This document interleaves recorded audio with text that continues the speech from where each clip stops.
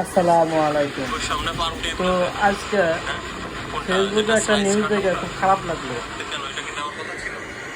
আমাদের বাংলাদেশে সব খাবারে যে ভেজাল থাকে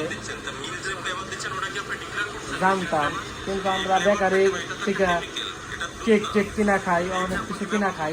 তো বেকারির যে কেকগুলা বানায়, কেকের মধ্যে দেখেন কেমিক্যাল মিশাইয়া, দুধের বোতলে কেমিক্যাল মিশাই দেয়। তাহলে কিরকমটা লাগে বলেন?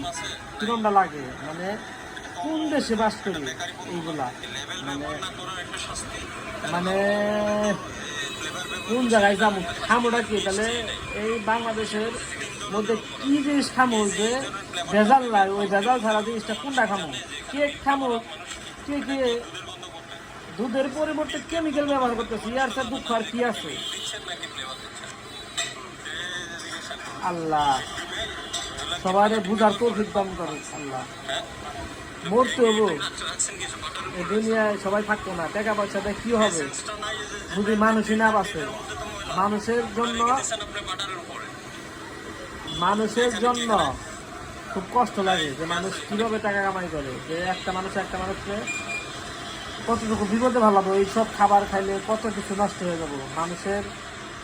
চিন্তা করেন আমরা কি খাই, খাবো কি? তাইলে কোন জিনিসটা খাবো?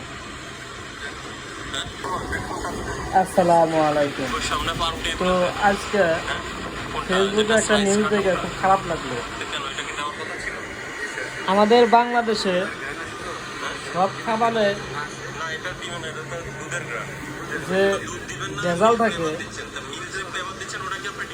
জানতাম, কিন্তু আমরা বেকারি থেকে কেক টেক কিনা খাই, অনেক কিছু কিনা খাই। তো বেকারির যে কেকগুলা বানায়, কেকের মধ্যে দেখেন কেমিক্যাল মিশাইয়া, দুধের বোতলে কেমিক্যাল মিশাই দেয়। তাহলে কিরকমটা লাগে বলেন?